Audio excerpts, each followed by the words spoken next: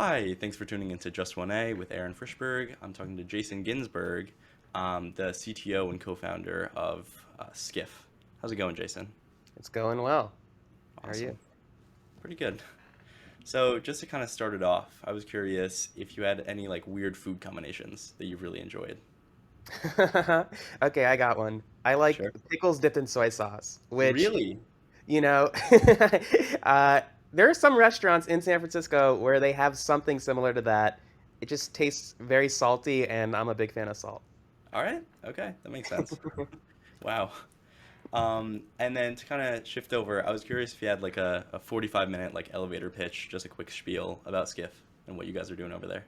Yeah, so at Skiff, we are building a privacy-first platform for collaboration, like a work suite product. So if you think about something like Google Suite, where you have Mail, Pages, Drive, all sorts of collaboration, we have built that in Skiff. We have Calendar, Mail, Drive, and Pages, but it's all end-to-end encrypted, which basically means your data is never shared with us as a technology provider. It is the most secure and private way for you to basically work with other people. Yeah. And many are saying that you're basically taking on Google, like competing for this sweet opportunity. Yeah, I think the world has changed pretty dramatically in the last 2 years, especially around issues of privacy, where, Hmm. the incumbent platforms like Google or Microsoft really weren't built or designed to give people ownership of their data. And there's just so much cool stuff you can do when you truly have your data belong to you. And it is just, again, like the most secure design and model. And that has to be built into the product from day one. So it really is on startups like Skiff to build these types of platforms. I was also curious, like in founding Skiff, what do you feel was the greatest decision early on that really like paid off in the future? Do you feel it was kind of incorporating that like privacy core value?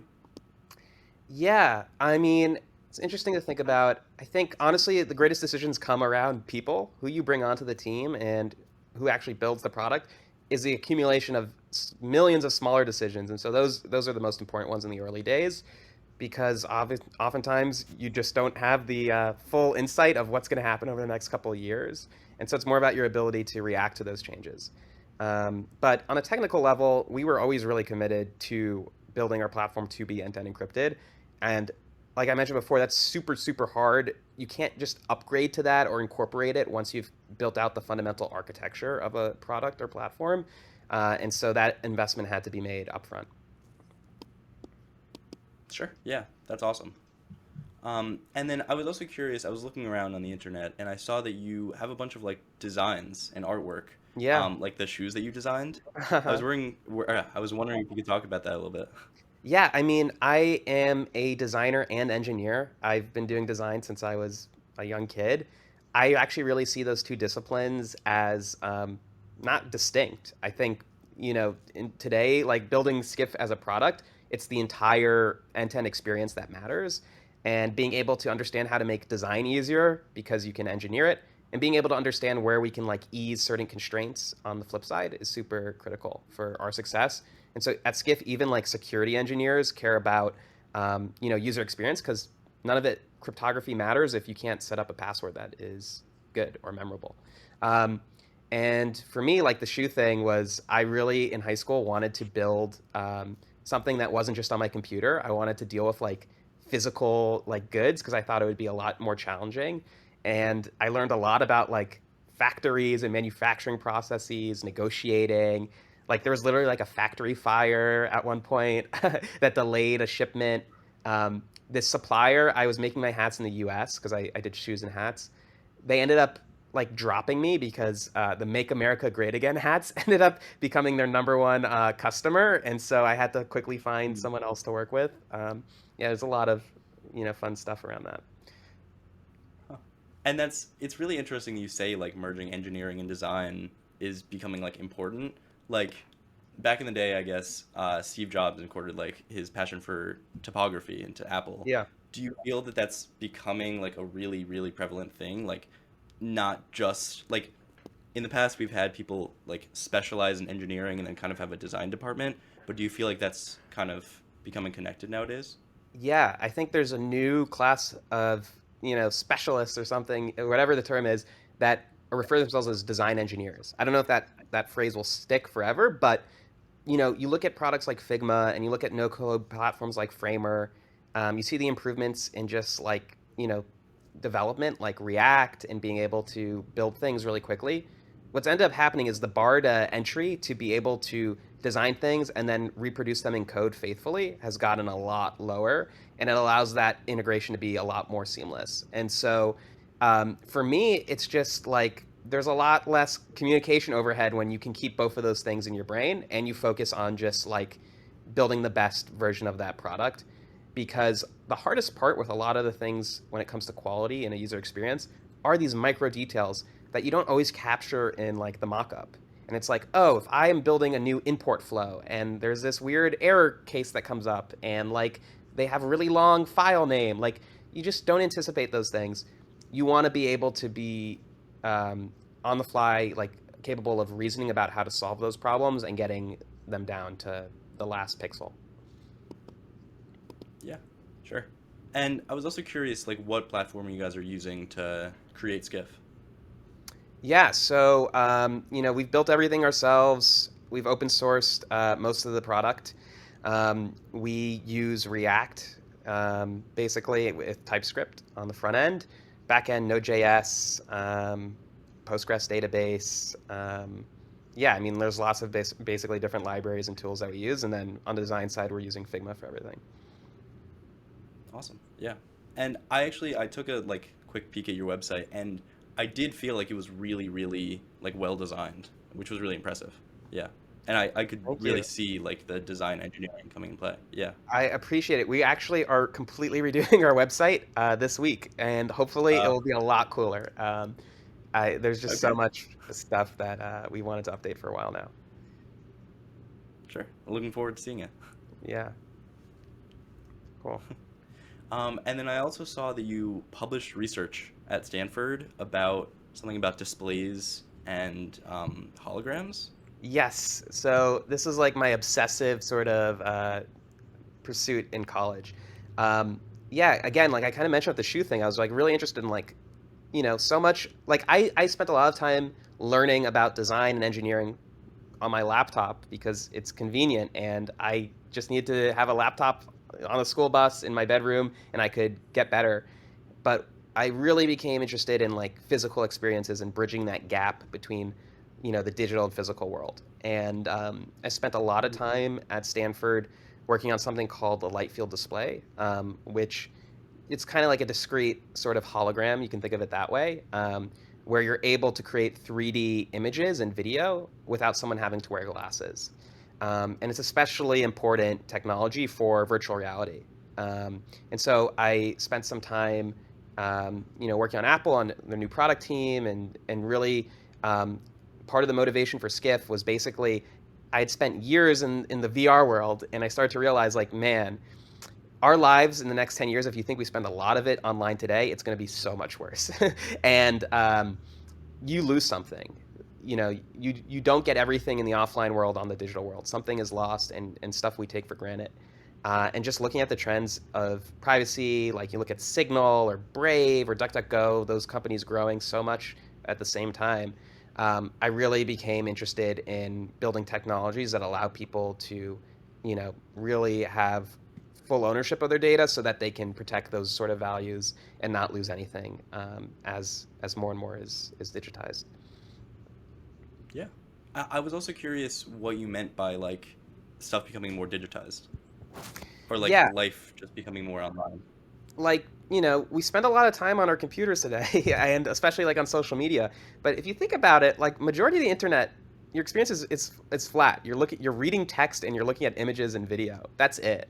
And a lot of it is also based on like how the internet was built in like the 1970s and the sort of expectations and like these military use cases for computers, or like word processing. Imagine an internet where it's fully immersive and like 3D, and it feels more like life. And you're not just going on the internet to read content and consume it, but the sort of interactions that are invisible in your everyday, kind of sitting around doing nothing, talking to someone casually, like those experiences will be online. And every single word and action that you speak will be recorded and processed and analyzed and retransmitted to other people. that changes the whole game because, it's like having a recording device on in every single room and everywhere you go. Which I don't think is necessarily the intention of these technologies, but as we've seen, like, it's hard to predict how these things will be leveraged and used. And if the technology is there and it can, be part of the business model, you know, you don't have much protecting you in the way of privacy. Sure. Yeah, that makes sense. And do you feel that the internet in the future is gonna like kind of shift more towards VR because of Me what you're saying? personally, yeah, I think by like 2030, instead of people using phones and laptops, people will be using VR and AR headsets. Maybe not everyone, but Interesting. predominantly. To be honest, I could see AR, but I feel like society won't be that like open to adapting like full VR. Yeah, I My think opinion. like there's a blurry line between the two. I think AR, the reason it'll take longer is that the technology is a lot harder because the optics of you're projecting stuff into the real world and you've got like to compete with the sun. Like there's a lot, just like in terms of brightness of the display or occlusions or opacity or depth, like you have to get it perfect because if you add a little bit of a blur to make something look like it's further away, let's say, it has to match how you would see Mhm. it in the real world next to an actual object. So that stuff might take longer actually. And so I think VR in the interim will become more popular because it'll be a higher fidelity experience. And I don't think it necessarily means people. I don't think people will walk around the streets wearing their VR headsets. But I think you see, like with Yeah. Quest and Facebook, like you have these pass through displays where you can actually have a video stream and like see the outside world in your VR headset. So you can get the AR experience with a lot of the fidelity of VR. Yeah, that makes sense. Yeah. And then I was also curious, like with the recent release of ChatGPT, how you felt that would affect the future. Yeah. Yeah, I mean, someone actually brought this up in a team discussion like a couple minutes ago at Skiff. I think it's really interesting for productivity. I think it's really interesting to see. I don't know, just think about school. Like, in the same way, like Google changed the game, I'm sure, about like how you create assignments. Chat GPT, I think, absolutely changes the game for how people approach creative topics. I personally use Chat GPT pretty frequently in the past few months to spearhead like ideas and to sort of get the ball rolling on things, and then to take it from there. The other thing that I've seen is really cool is like automation. So, I have a friend, Josh Browder. He has a company called Do Not Pay. They are using ChatGPT and like they're like a robot lawyer. And like one of the things they offer is like they Mhm. will handle like customer support calls with like Comcast, which are the worst. And it's so crazy. I think he Yeah. like connected ChatGPT to like WaveNet using his voice, and it sounds literally like him. He will Mhm. the service will call up Comcast and it will literally wait for them to ask a question and then create a response, and it got him like $50 back on his bill and he did nothing, and the person on the other call Wow. literally thought they were talking to a human being, um, which is just really really awesome to see. Yeah, really. And I also think it's interesting to see, like, it's been said in the past that, like, the development of one technology, like AR or VR, could, or most, like, it would probably come into play with ChatGPT getting more advanced, and then I believe AR and VR becoming more advanced. And so it's interesting to see how these could kind of, like, come together and kind of, like, develop together. Yeah, I mean, maybe a similar analogy is like you look at like electric vehicles and like Tesla, right? Like those vehicles are running on electricity that could be coal generated. So it's not necessarily more green, but the idea is now you have a distribution network that if we were to make, more renewable energy like generation, that it could be leveraged. And I feel the same thing with VR and AR and these like ChatGPT things is like it will create a distribution channel where you can get the full benefits of these things in a way that doesn't exist today. So like one example, it's not ChatGPT, but like AI related is like with auto translation. Like yeah, Google Translate today allows you to like hold your phone to someone and like, it will auto translate things. But in VR, imagine like if you're doing like a conference, like a Zoom call type thing, in VR, you could have it auto translate into like every language on the planet and then distribute that to your audience members. And so, think about the ways that changes business and how people learn things. If like real time meetings could be done all over the world remotely, and everyone is speaking a different language and hearing it in their native language. Yeah, yeah, that's really, really interesting to think about.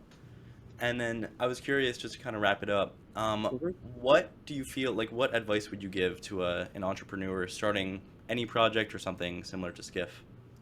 Yeah, I mean, I feel hesitant to give advice because I haven't accomplished all the things I've set out to do yet, right? So maybe when Skiff has reached all of our goals, then I can give advice. I would say I can give perspective. My perspective is starting your own company is really hard work. Like if it were easy, there's a lot of smart people. Like especially in the Bay Area, you meet a ton of people that are very smart.